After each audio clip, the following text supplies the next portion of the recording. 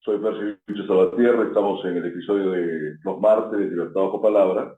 Vamos a conversar en esta oportunidad con Rodolfo Hadler, que es un afamado poeta de origen cubano-suizo, que vive en España hace mucho tiempo y que es uno de los principales traductores del alemán al español. Ha traducido a Novalis, por ejemplo, cosas así.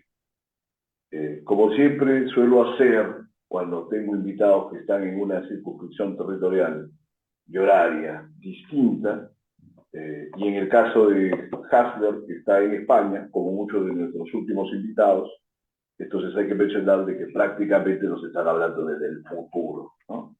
Podría Exactamente. también interpretar la poesía también está adelantada. Eso lo veremos ya en el curso de esta conversación. Bienvenido, Rodolfo.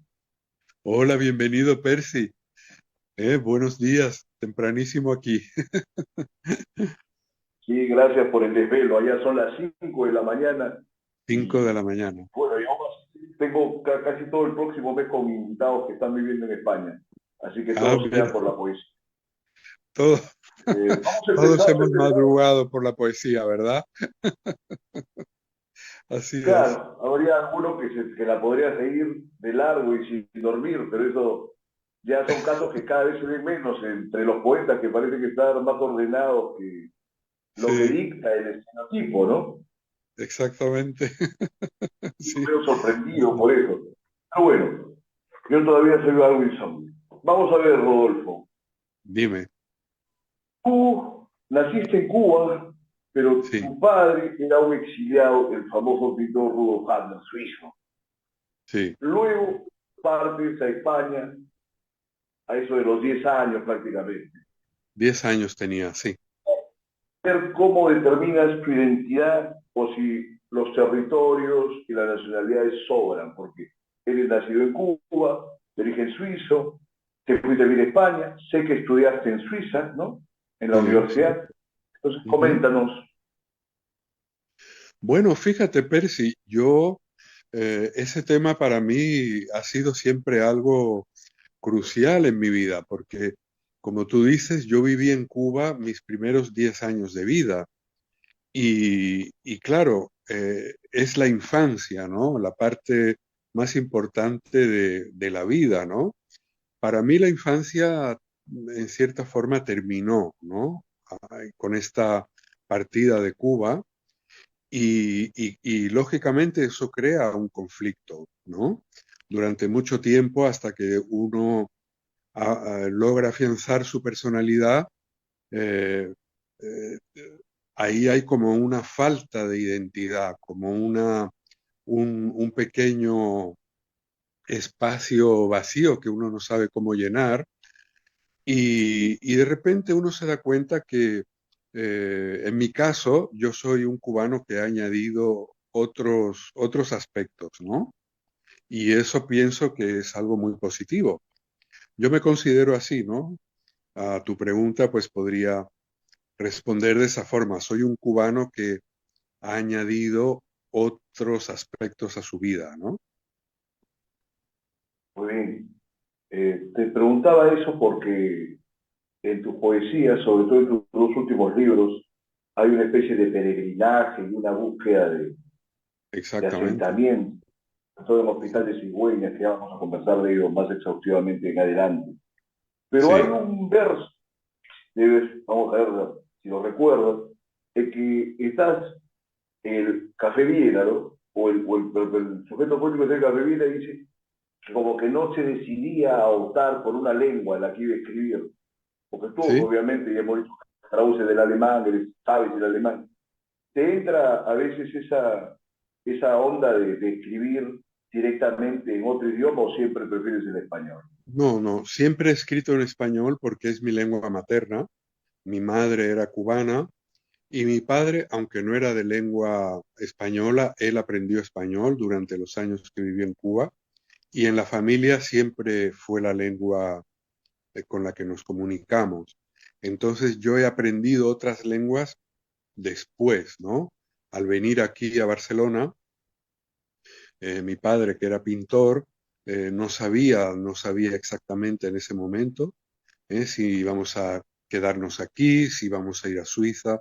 o algún otro lugar, y estudiamos aquí en la escuela suiza, donde aprendimos alemán y francés, además de que Barcelona es una ciudad bilingüe, ¿eh? Entonces también hay que añadir la lengua catalana, que es la lengua común y de comunicación en esta ciudad. Y obviamente también otro tipo de español, porque esa es otra cosa que añadiría en este caso, porque aunque la lengua sea la misma, no es igual. Entonces yo también sufrí un proceso de modificar mi modo de hablar, ¿no? De hablar otro modo del español.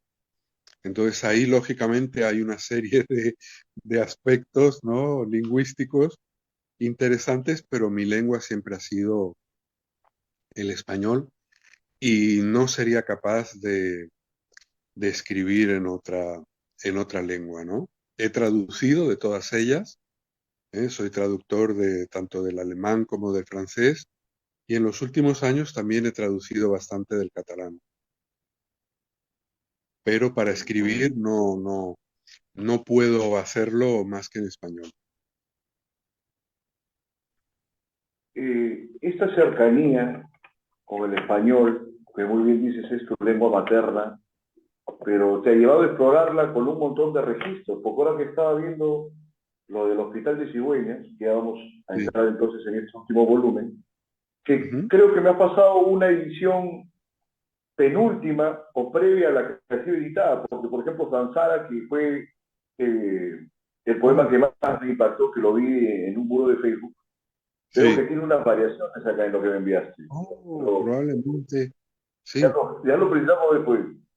sí, En todo caso, te quería decir, eh, abordas varios tipos de español y de lenguaje en ese poemario. Ya ni te digo del resto de tu obra, pero siguiéndonos solamente a ello, porque pasa de una cosa que es medio espiritual y también con algunas cosas muy concretas del lugar donde estás, en Europa, ¿no? En Viena sí, y todo lo demás.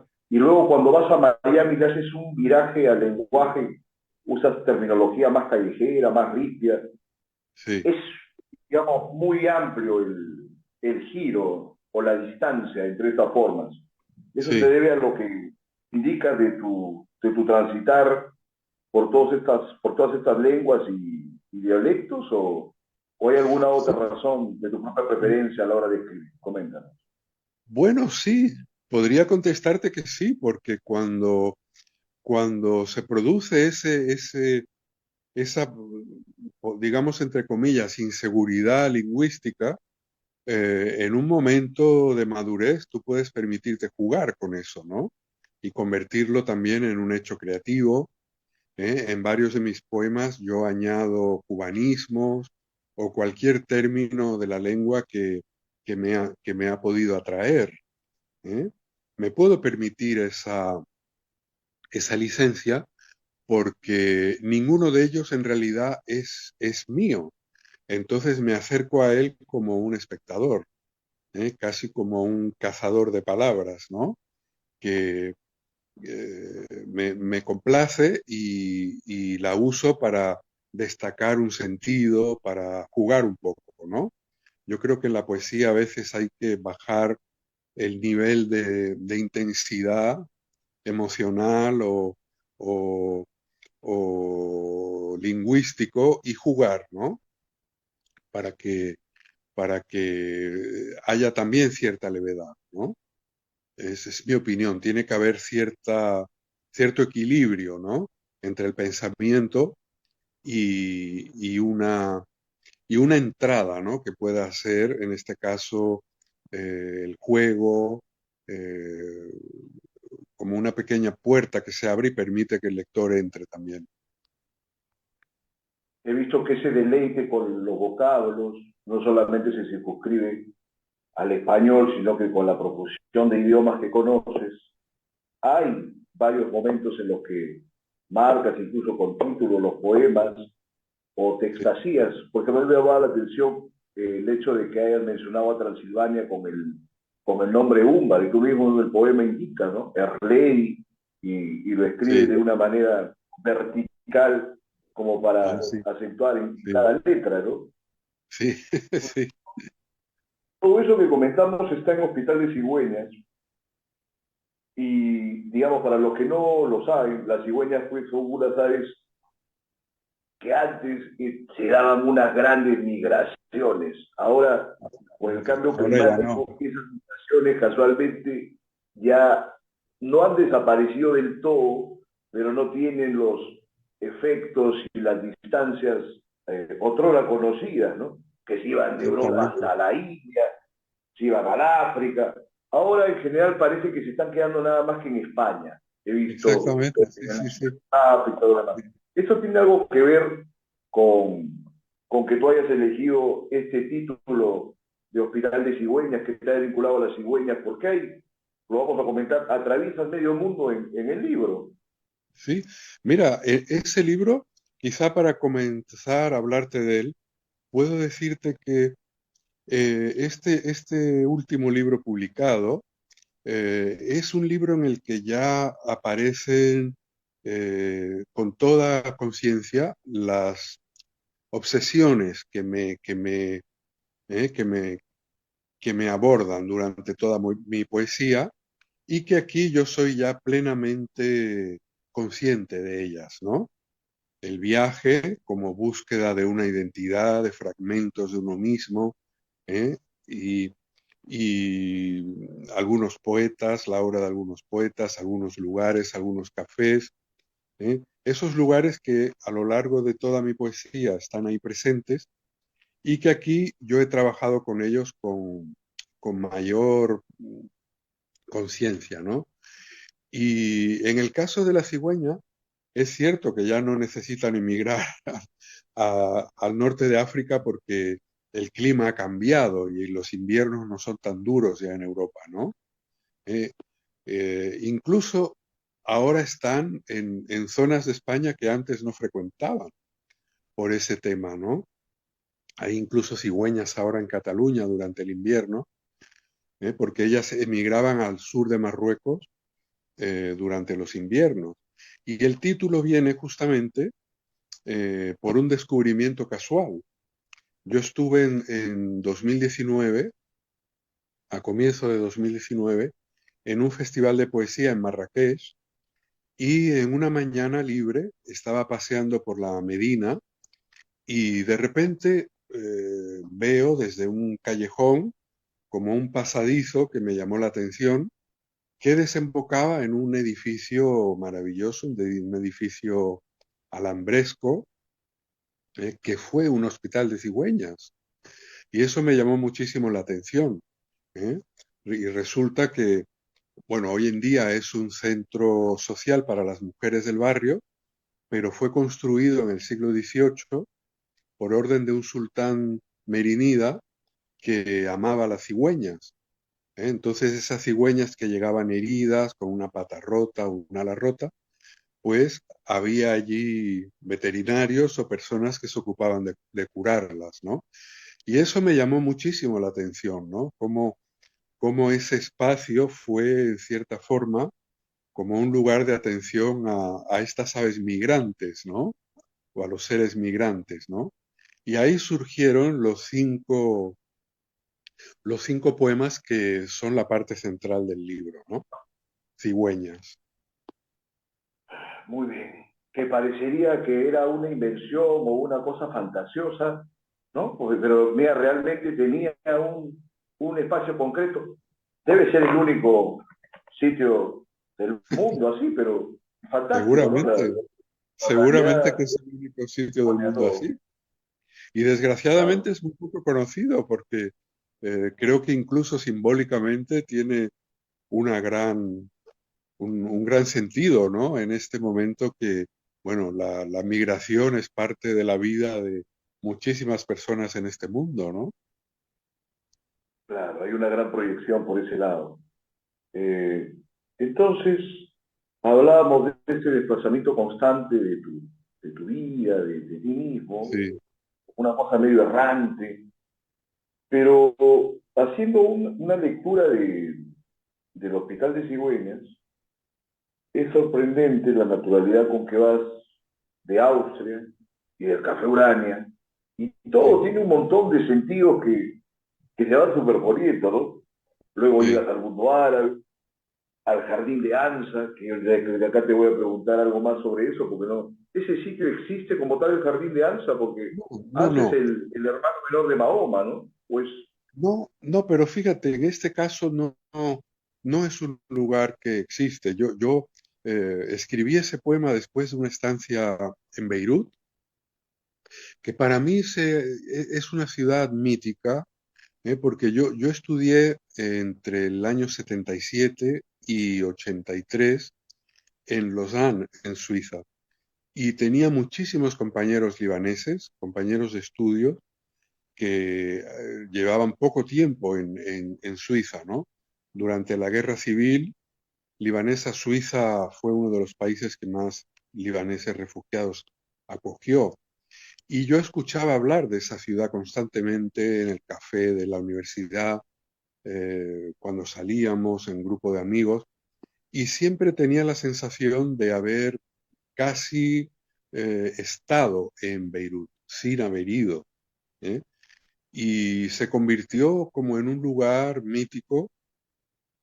Y después de ganar el premio Claudio Rodríguez, ahí me dije, voy a ir, ¿no?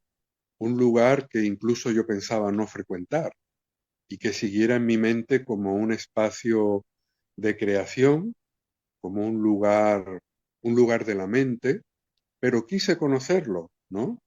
Después de 40 años. Y escribí ese poema, ¿no? Es una visita, es un paseo, es, podría ser cualquier patio de la parte más antigua de la ciudad. Ahí podría añadirte una cosa, Percy, que me ha venido a la mente hablándote, y es que me interesa muchísimo esas ciudades que fueron ciudades internacionales, ¿no? Como Beirut es una de ellas, o Alejandría, o Tánger en el Mediterráneo, porque creo que que el verdadero cosmopolitismo se dio en esas ciudades de la orilla sur del Mediterráneo hasta los años 70, ¿no? Luego eso ya pues ha cambiado, ya ha desaparecido y en tanto Tánger, que es una ciudad que conozco bien, como en Beirut, es un rastro, ¿no? Un rastro que queda, que uno con sensibilidad puede todavía encontrar ciertos elementos, pero que esa vida cosmopolita ha desaparecido completamente, ¿no? y yo te decía, pero es que ese cosmopolitismo se acaba porque aparecen movimientos fundamentalistas, políticos religiosos. Exactamente, sí, sí. Por el nacionalismo que surge en un momento dado en esas ciudades, en esos países, más bien, y todas esas comunidades internacionales que residían algunas de siglos, pues tienen que irse o tienen que cambiar de lugar porque la vida se les convierte un poco difícil, ¿no? Como le pasaba a Irán, ¿no? Que siempre están poniendo fotos de cómo era antes de que llegue la Ayatollah Sí, y todo lo demás.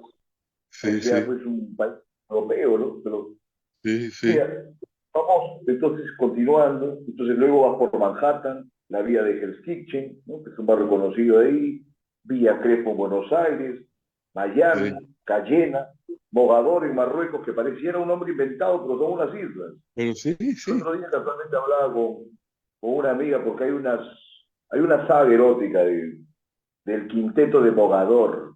Mogador ah, parecía un sí, sitio sí, inventado, pero lo no, no, googleamos y vimos son las Islas Púrpura, ¿no? Lo mencionas, exacto, sí, Montenegro, y que pones el nombre original, ¿no? Serena o Serena Ahora, Ahora, Santiago de sí, Cuba, que es un poema disruptivo en el orden del Hospital de Cigüeña, porque haces una sí, introspección ahí familiar, tiene un par de sí, momentos medio de pesadilla. Vamos a exactamente. avanzar sobre esto, pero vamos por el principio. Entonces, hablemos del primer poema, que es el Café Urania.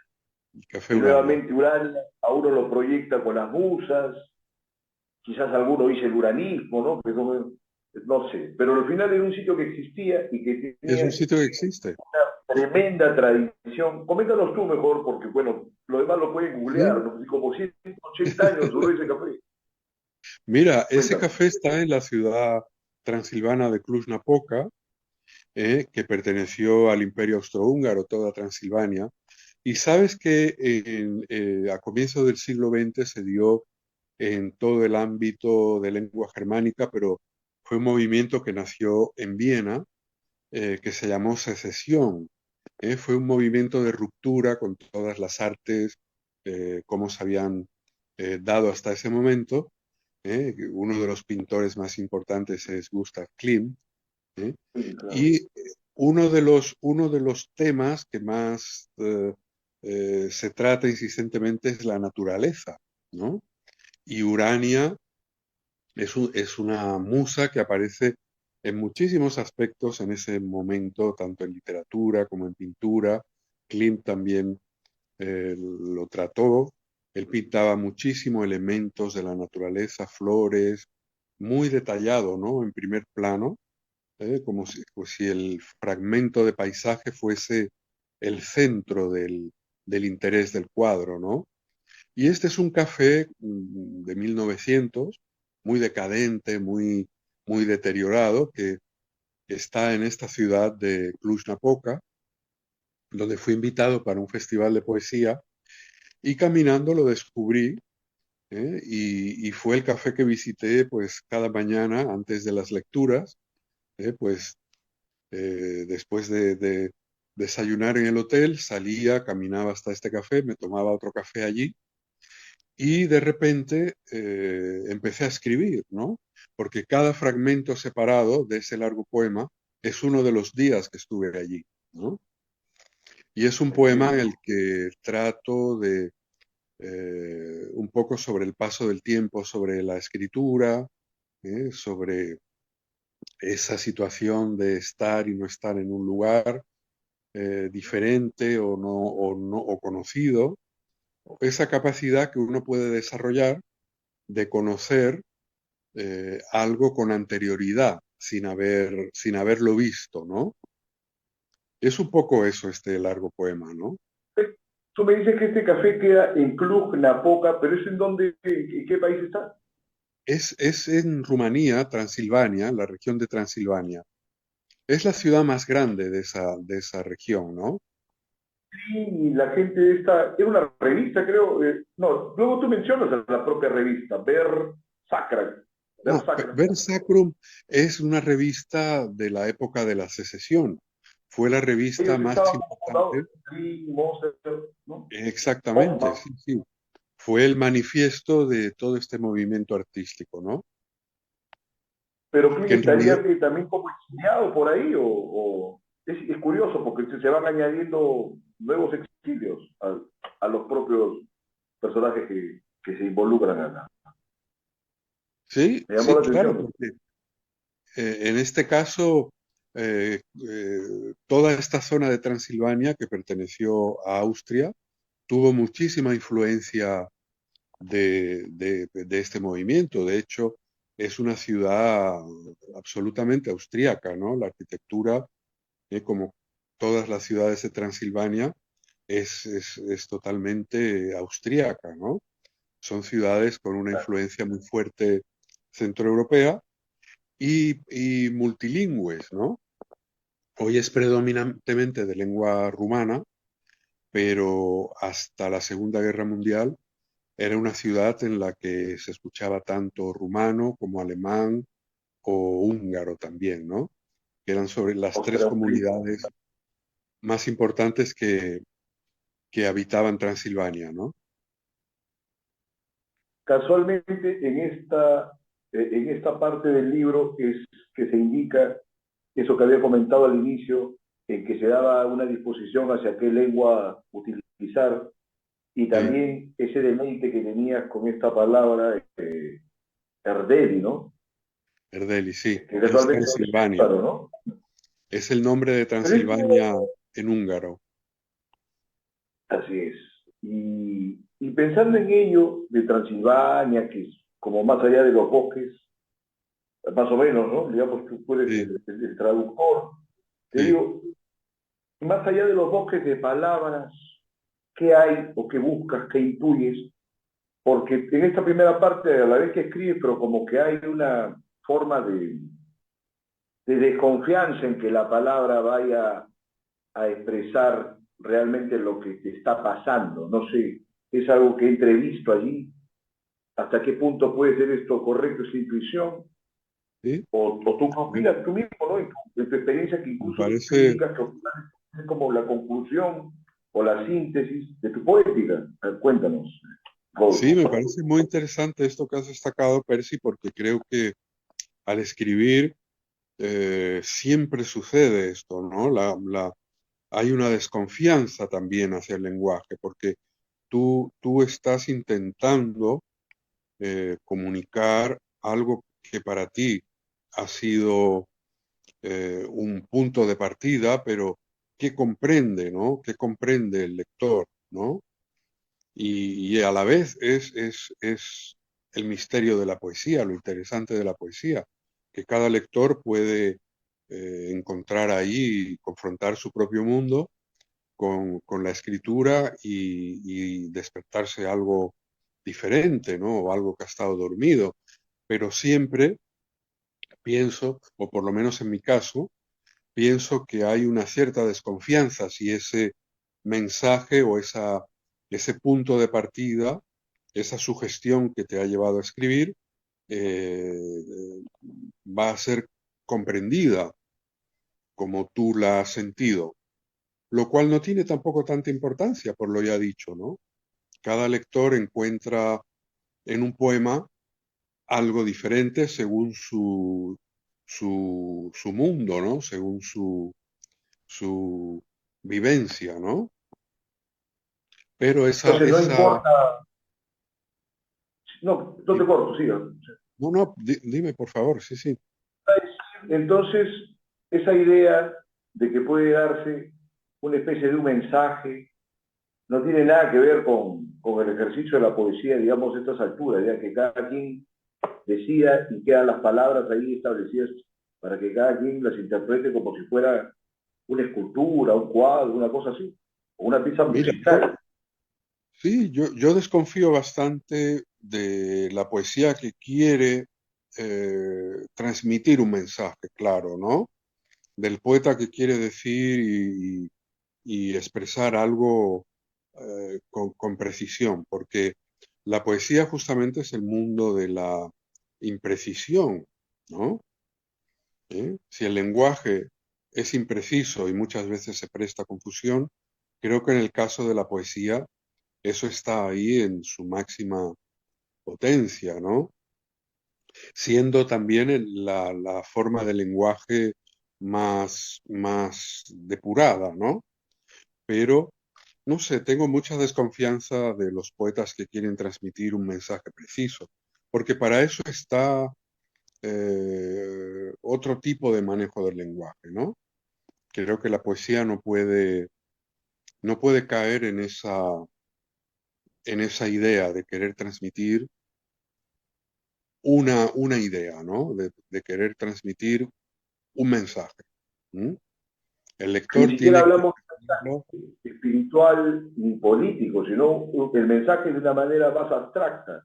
O sea, más nada que abstracto, ver, más nada que ver. abstracto, exactamente. ¿Eh? ¿No? Porque para Eh, eso ya está otro tipo de lenguaje, ¿no? ¿Mm? Escribes un ensayo o una tesis, un informe Exactamente. científico, O la puede ser, publicidad, ya. o el lenguaje político, ¿no? Y la poesía yo creo que está por encima de todo eso y es el espacio de la libertad absoluta, ¿no? Entonces el lector tiene que sentir esa apertura delante del poema, ¿no? Tiene que sentirse libre para recibir algo que lo conmueva, ¿no? Algo que lo lleve a otra parte. Que lo lleve a otra parte, ya otra vez esa idea del desplazamiento, ¿no? Sí, Tu sí, sí. poética está marcada totalmente por esa idea, me parece perfecto, pero, y es claro, ya. Eh, entonces, viendo este tema, que hemos hablado de estos otros lenguajes o de formas que puede asumir el lenguaje, el idioma. Mm. ¿Tú crees que hay alguna proximidad de la poesía, pese a que se deja esta amplia libertad al lector para que interprete lo que quiera, pero en torno a la verdad, te digo? Porque Ujú. prácticamente todos los lenguajes que hemos estado describiendo, excepto quizás el lenguaje que se utiliza para asuntos científicos, y esto es cuando hay investigaciones que pueden estar orientadas así, digamos, tendenciosamente, ¿no? Se ve mucho ahora en los medios académicos, que se Sí. presumen asépticos, pero que no necesariamente lo son, como que están cifrados en apariencias o incluso en mentiras, a grosso modo, ¿no? Del lenguaje político, se dice una cosa, se practica otra. La poesía y la verdad, ¿te parece que tienen una cercanía, o al menos en tu poética? ¿Cómo es esa circunstancia? Bueno, creo que en la poesía está la verdad del poeta, nada más. Solamente la verdad que el poeta quiere expresar, su verdad, su mundo, ¿no? Su mundo es su verdad, pero alejado completamente de un mensaje, ¿no? No, no me interesa ese tipo de poesía que quiere o pretende transmitir un mensaje. Creo que el lenguaje poético rompe con toda la carga de la comunicación lógica y entramos en otro plano, ¿no? En un plano mucho más profundo, mucho más interiorizado. ¿Mm? Muy bien, muy bien. Entonces, siguiendo con el Hospital de Cigüeñas y estas desconfianzas que había, hablas por ratos de cosas muy concretas, como decía, pero también hay un vuelo espiritual, que te lo remarqué cuando te contacté Sí, precisamente por el poema Sansara, ¿no? con el poema Que Samsara. todavía no entrar y te digo una cuestión previa, porque empiezas a hablar de ángeles. Digo, ángeles. Sí, Hablas de un ángel que incluso habla sin parar de un poema que se enfría en el café. Eso está en la parte del versáculo, en ¿no? Del Café Café Urania, Viena. sí. Café Urania, Café Urania. Entonces, a partir de ahí, tú dices un poema que se enfría y hay como que siempre, como que los poemas no se terminan de dar, y luego habla de cicatrices y heridas, ya digamos vinculándolo con Sansara, ¿no? Sí. La poesía, en tus años de experiencia, ¿se te ha hecho una práctica así de incierta y de difícil o de dramática, pese a ese desapasionamiento que indicas que también lo buscas? Es algo medio paradójico, o quizás no. A ver, explícanos tu mismo, ¿no? En primera persona, Bueno, comenta, ¿no? bueno, sí, yo creo que siempre escribimos a partir de una herida, ¿no? Una herida que nunca sana porque se convierte justamente en la vía para escribir, ¿no? Es como el punto de partida, es la salida, pero todos escribimos desde esa herida que obviamente todos los seres humanos tenemos. Todos tenemos heridas a lo largo de la vida, heridas que nos marcan, ¿no? Cicatrices, también podríamos llamarlas, ¿no? Pero eh, ahí podemos conectar, ¿no? Porque cuando uno se centra en esas heridas para crear, ¿eh? Eh, hay un proceso, ¿no? De autoconocimiento, porque son marcas que te hacen detenerte y reflexionar, ¿no?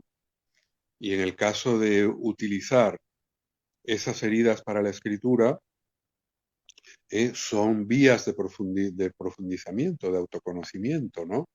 Por eso en este poema que has mencionado desde el inicio, Samsara, podría definirlo de esa manera. Yo creo que ahí es uno de los poemas donde queda en evidencia ese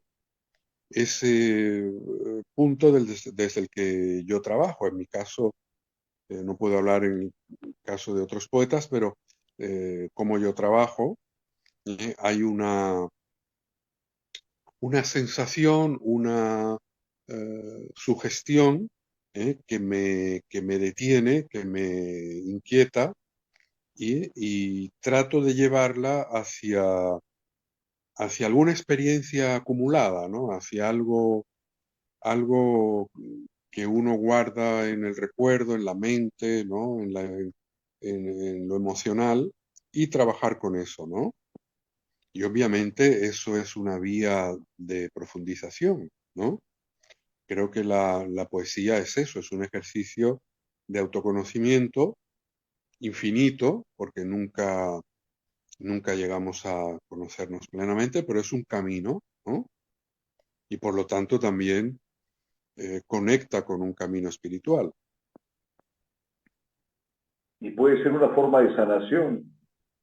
Y puede ser una forma de sanación, puesto que lo expones, ¿no? ¿Mm? Pero tú eres budista o ¿cuál es tu forma de contacto con la espiritualidad? No, no soy budista. Mi forma de contacto con esta espiritualidad que estamos tratando es totalmente intuitiva, ¿no? Podría contestarte así. Entonces, igual que como en la poesía no te delimitas ni te pones una etiqueta, tampoco en lo espiritual, bueno, solamente da la curiosidad, ¿no? Porque como samsara es un término del oriente, no tiene que ver con el ciclo de Sí, la vida, muerte, ciclo todo lo demás. de la vida, ¿no? Es el ciclo de la vida, el comienzo, el final, ¿no? Todo el proceso vital, ¿no?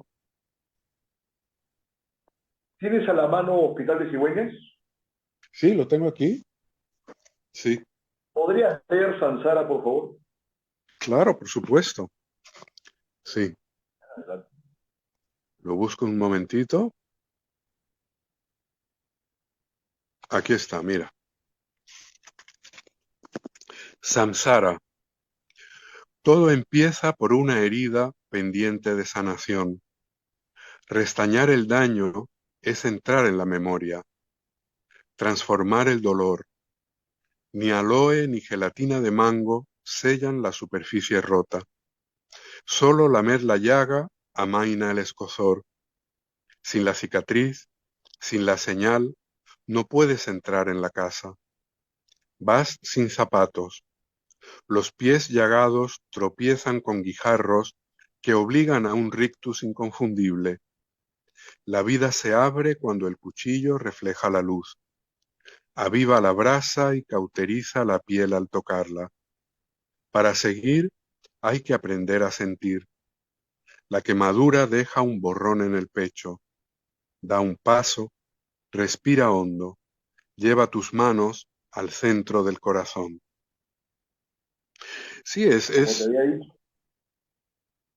es un sí, poema que lo considero extraordinario y tú me decías que era uno de los que más te gustaban de tu propio libro el sí, otro día. mira, y es uno de los poemas en los que yo menos intervine, ¿no? En el sentido, intervención en el sentido de que fue un poema que surgió casi como una revelación, ¿no? A veces me sucede eso, ¿no? Yo trabajo bastante los poemas, ¿eh? Cuando escribo, empiezo a escribir, al final es algo completamente diferente, pero este es un poema que me vino casi de un tirón, ¿no? Y he hecho pocos cambios. Quizá en la versión que te envié, quizá equivocadamente sea una versión anterior a la definitiva, pero habrás visto que los cambios con la versión Mismo. definitiva son poquitos, ¿no? Y Es es una un poema que supresión me de vino unas cuantas palabras nada más. así, alguna palabra, pero es un poema que me vino así como de un tirón, ¿no? Como un dictado, Como algo, como una sí, inspiración. como Aunque una ahora los inspiración, poetas le quiten a la palabra inspiración, de repente tú ¿no? también Sí, evitas ese término. ¿Cómo sería? sí, porque en eso coincido con lo que siempre decía Picasso, ¿no? Que la inspiración no es más que trabajo, ¿no? Y persistencia, ¿no? Eso de sentarte a esperar que algo suceda, no lo creo, ¿no? O sea, yo creo que toda creación es un trabajo arduo y continuado y que todo está conectado una cosa con otra. Es un proceso, ¿no? Es un proceso. Pues he estado madurando esa idea en el inconsciente por mucho tiempo y aparece en una sentada de las muchas horas que uno se siente escribir, pero es Sí, curioso, claro.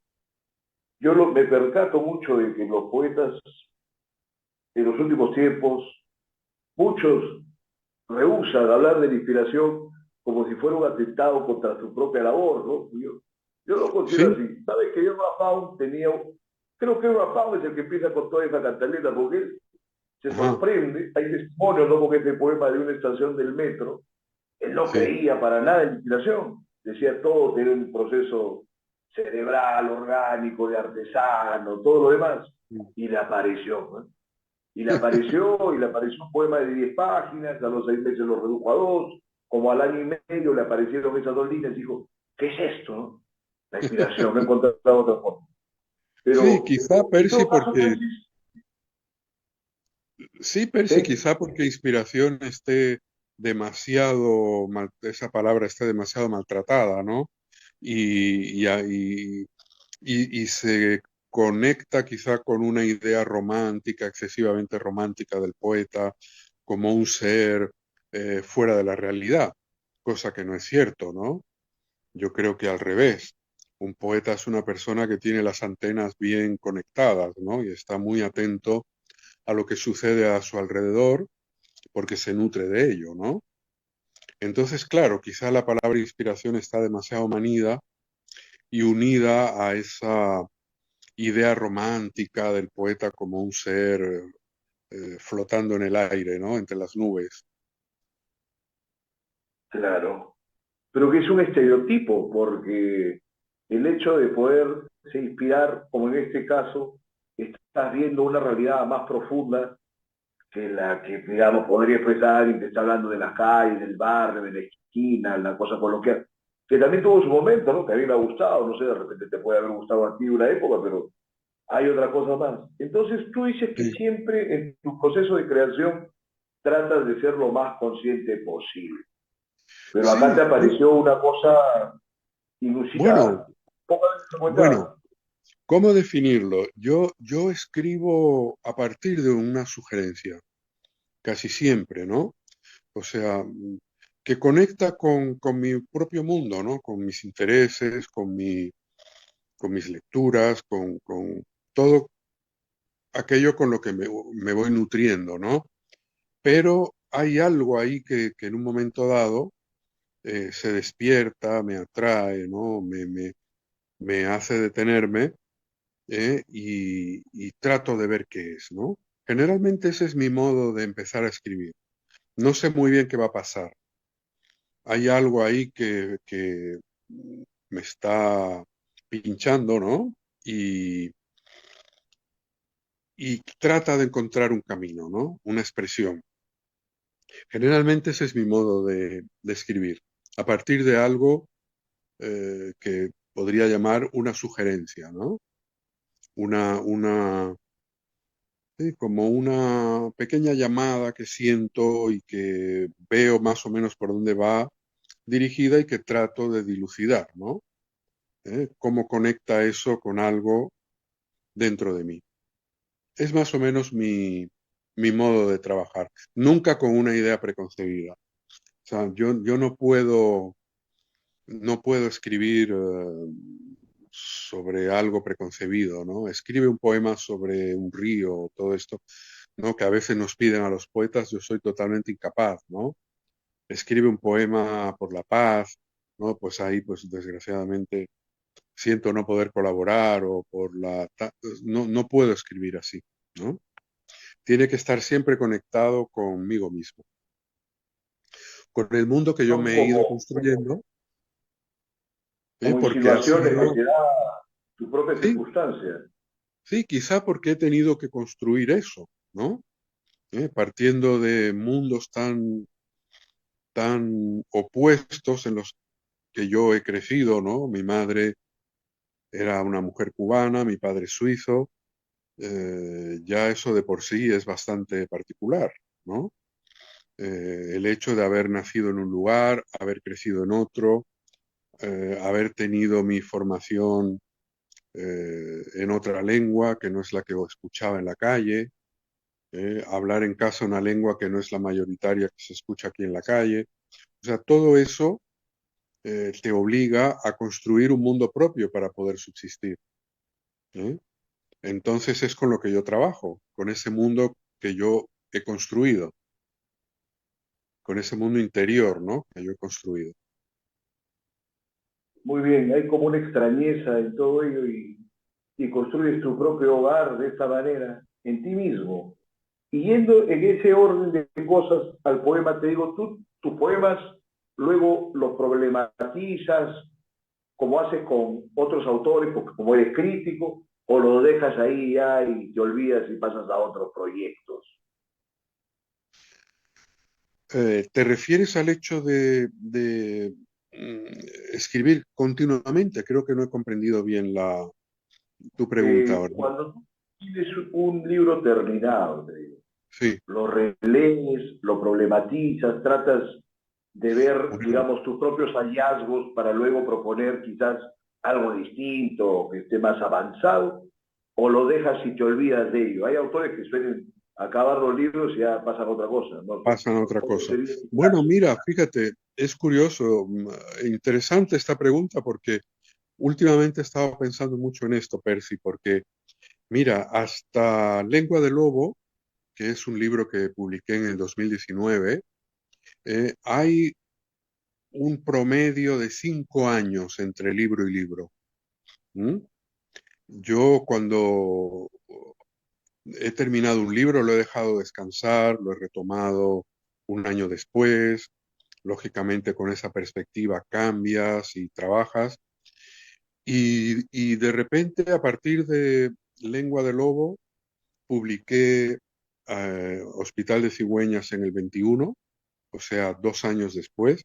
Y ahí se rompió esta tónica de 5 años entre libro y libro. Y ahora tengo un libro que va a salir en el otoño, o sea que también son 2 años con este próximo libro.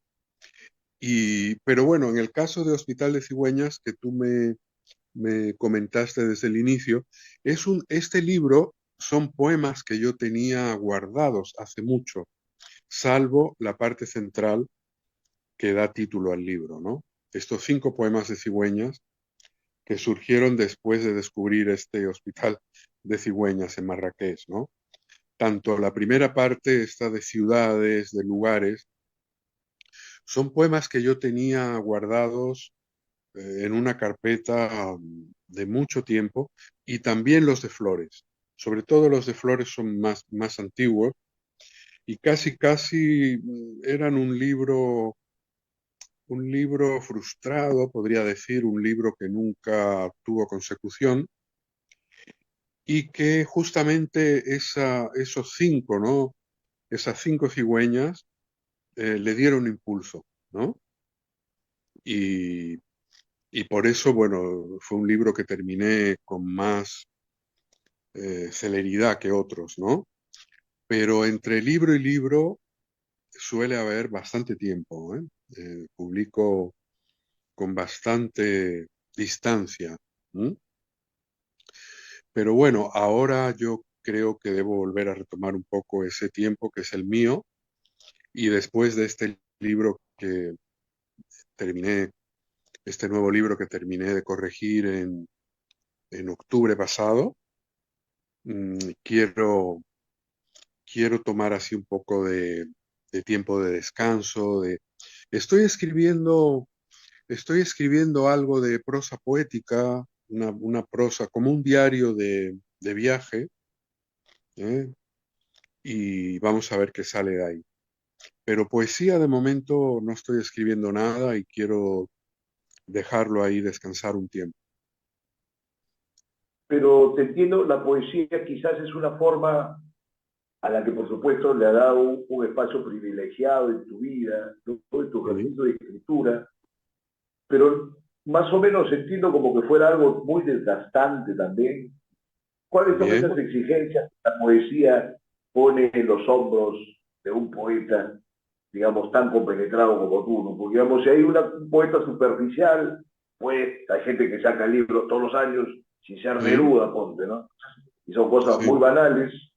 Entonces, sí. como hay un tiempo, dice, para la maduración, pero veo que hay también un desgaste.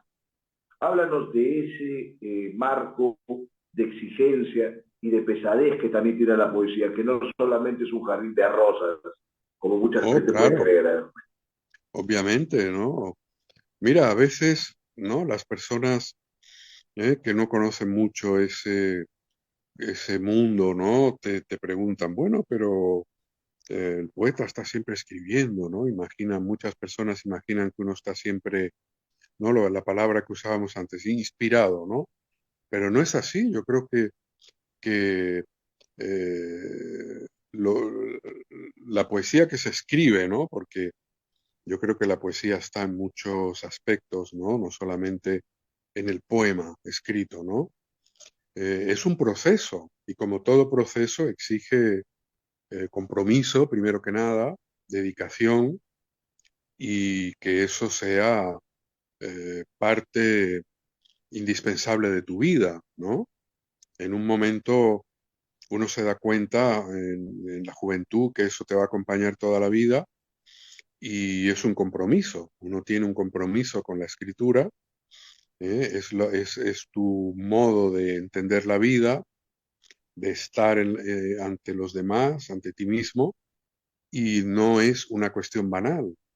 Entonces, sí, es cierto que hay poetas que tienen mucha facilidad, no es mi caso, pero sí, sí, hay poetas que tienen mucha facilidad. No quiero decir que sean mejores ni peores, pero hay gente que escribe con mucha facilidad. ¿M? A mí me cuesta porque, eh, como te explicaba antes, un poema para mí es casi como una decantación de de una investigación, ¿no? Es el resultado de una investigación eh, en la que voy caminando dentro de mi mundo, ¿no? De mis recuerdos, de mis experiencias. Entonces, eso no puede ser algo que se hace rápidamente, ¿no? Es un Salvo que estés proceso. viviendo vertiginosamente, ¿no? Como Ujú, casualmente que hablábamos de los famosos románticos, pero los sí, románticos de la más alta nota, ¿no? Del Student Grant, esos sí, individuos que eran genios, ¿no? O sea, nadie va a verlos como unos románticos ridículos, como a veces se entiende muchas veces vinculado con sí, la cursilería, no tiene nada que sí, ver. Pero sí, esa gente pues vivía vertiginosamente y estaba peor que los del rock and roll, antes de los 30 sí, años se morían, eran trágicos, ¿no? Bueno, sí, eso lo sí, sabemos bien ya por la literatura. Entonces, digamos, si no está uno en esos trances vertiginosos, como que se requiere de una maduración, de una contemplación, que es lo que tú estás exactamente, comentando. Perfecto, es exactamente. perfecto. Y luego, claro, hay que dejar también madurar, ¿no? Para no repetirse también, ¿no? Porque eh, eso es un peligro, ¿no? Escribir siempre el mismo libro. Tiene que La haber esclavitud. Mucha gente. exactamente, tiene que haber un descanso. Yo creo que sí, esto podría añadir también, cuando uno termina un libro hay como un gran vacío, ¿no? No puedes, o por lo menos en mi caso, no puedo conectar inmediatamente con la escritura otra vez. He terminado un proceso, he puesto punto final y hay que recuperarse también, ¿no? Puedo usar esa palabra, recuperarse de este proceso en el que has vivido metido tan intensamente. Entonces, hay un tiempo ahí para que todo esto ¿no? Descanse, se olvide y pasemos a otra cosa, ¿no? Otras lecturas, porque también las lecturas son, en mi caso, muchas veces eh, punto de partida de la escritura, ¿no? Entonces, bueno, hay que entrar en otro ámbito, ¿no? Todo esto que estás escribiendo ahora, estas prosas poéticas, siguen esta línea contemplativa. ¿Se puede decir que tu poesía es contemplativa o prefieres algunos otros adjetivos que la puedan determinar de alguna manera para quien Mira, no está mm, familiarizado? bueno, fíjate, yo no la definiría como contemplativa. No la definiría como contemplativa, aunque pueda parecer en algunos poemas que eso está ahí, porque creo que es un proceso activo de, de investigación. Entonces no la siento como algo que podría definirse contemplativo, que sería casi como una revelación, como algo así que te viene dado, que te viene dictado, porque en mi caso hay un proceso de depuración, de eliminación y de quedarme con lo esencial, o tratar de quedarme con lo esencial, que es un proceso arduo y activo, ¿no?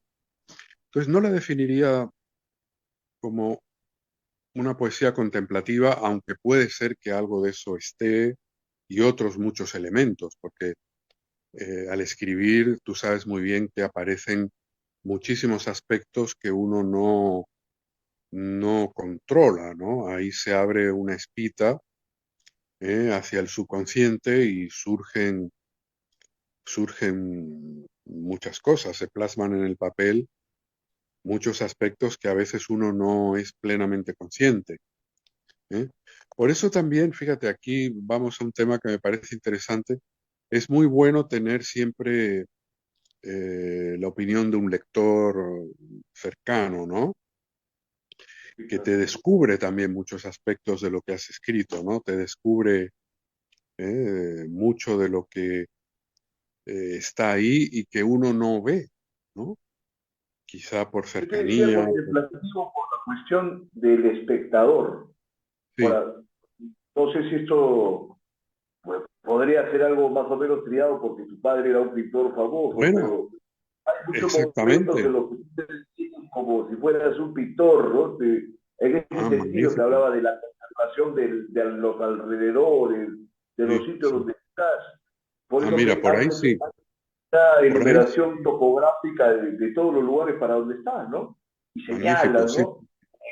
Ahí sí. Construcciones, dorados. Entonces, digamos, por ese Muy lado, bien. no por el otro lado, digamos, inspirado, místico, que también hay gente que dice contemplativo por ese lado, ¿no? Pero Mm. bien, muy bien. Ahora, en este Sí, ámbito sí. de Esto es contemplación, muy. sí, sigue, Sí, sigue, no te Percy, mira, cortes.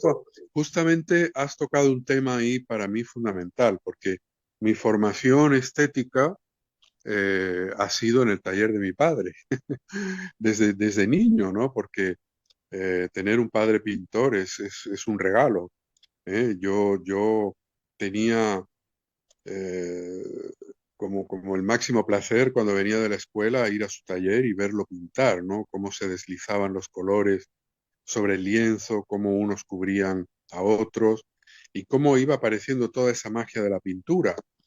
Entonces es cierto, tú lo has destacado y alguna vez en alguna crítica lo han destacado también, que que mi poesía es pictórica. Y puede ser cierto, sí. Yo no soy plenamente consciente de eso, pero obviamente tiene que estar, porque mi formación ha sido pictórica, ¿no?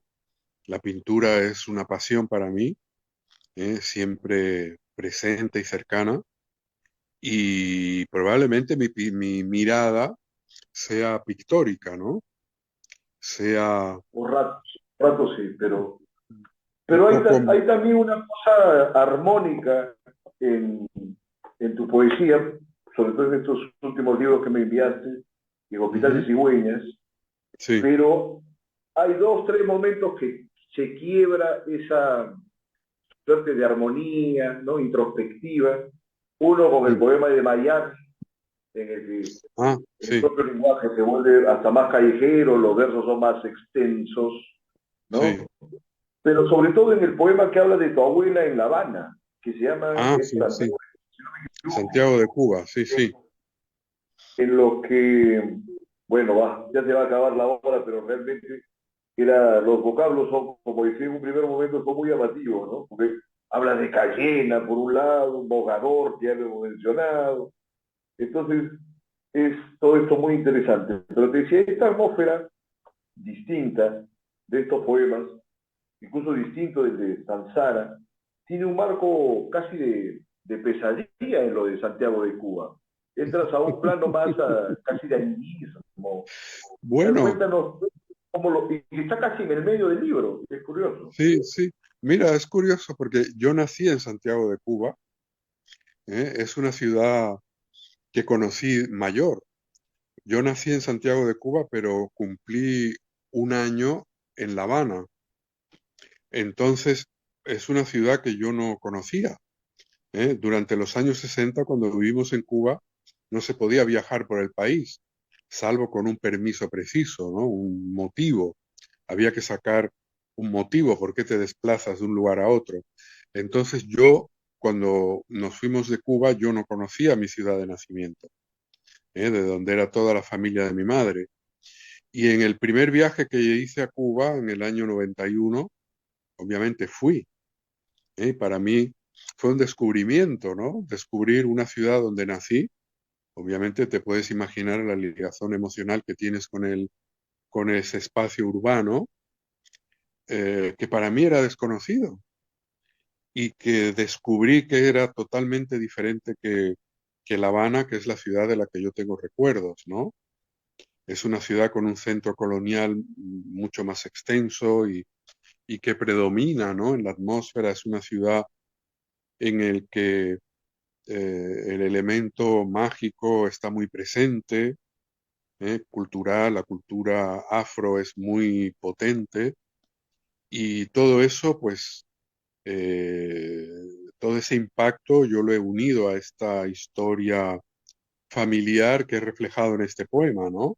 Es un poco como un recorrido, este poema Santiago de Cuba, es un recorrido un poco por mi historia familiar, ¿no? Conectar con mi abuela, que yo la recuerdo muy bien, para mí fue fundamental ella era profesora y para mí fue fundamental porque me hacía leer, esto seguramente se lo debo a ella, ¿no? Todo lo que es Es un poema este muy cargado mundo, de nostalgia, como dices, pero y por supuesto de probablemente, cosas muy, muy cálidas respecto de tu familia, pero tiene también ese otro elemento que te decía, por unos cuantos versos, hay una fragmentación pesadillesca. Yo decía, sí, puede Santiago de ser. Cuba, realmente no lo conozco, pero me parecía como ver Nueva Orleans, pero en ese ámbito así de Bueno, es magia, que de una se cosa. parecen, es que se ¿Por parecen qué habla? bastante. Ya ves, y me dice, espíritus pasados a cuchillo, pone por ejemplo una línea. Sí, Y sí, decía, pero esto es casi como que no te había visto en esa disposición visionaria, así, más oscura, ¿no? Por un sí. rato, digamos. Bueno, Me sí, pareció es parte curioso. de la identidad de esa ciudad, que yo he captado a nivel perceptivo, ¿no? A través de la percepción. Es una ciudad realmente eh, eh, fruto de una gran mezcla, ¿no? Ahí converge eh, África, Europa, y es la cuna de Cuba, ¿no? Toda la identidad cubana nace en esa ciudad, fue la primera capital, y todo en Cuba se ha dado ahí. El movimiento de independencia, la revolución, o sea, es la ciudad, digamos, madre de ese país. Esencial de Cuba, ¿no? Correcto. Sí. Ya se nos Ujú. pasó la hora, pero para Perfecto. concluir, me parece, si podrías leer algo breve para cerrar esta conversación, Claro, por nos supuesto. despedimos de Mira, esta com- oportunidad. como estuvimos Quizá hablando cuando de salga las el cigüeñas, libro, comunicas y ya vemos de poder conversar sobre eso, ¿no? perfecto. Mira, como estuvimos hablando de esta sección de las cigüeñas, voy a leer la primera. Son poemas cortos. Cigüeña. Un cúmulo se apodera del nido. Viene desde los juncos con el aura maltrecha. Trae a la presa. Es alimento. Serpiente desfallecida rota en la lengua. De la picadura brota la sangre. Muy bien. Bueno, habría que mencionar que este libro lo has publicado con la editorial de Víctor Gómez, ¿no? Estuvo Exactamente, sí, hace sí. poco en el Libros de programa la ahí. hospitalidad, que es una colección que empezó Víctor en mayo de 21. Muy bien, Sí. Rodolfo. Agradecemos tu participación. Ya Muchísimas estaremos en gracias, contacto más Percy. adelante.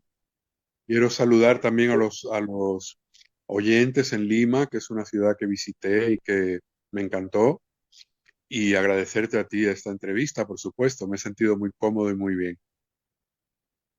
Perfecto. Entonces, que tengan buenas noches y allá en España, que tengan un buen día y ya nos vemos el próximo domingo con más poesía, con más libertad bajo palabra. Hasta luego. Fuerte abrazo.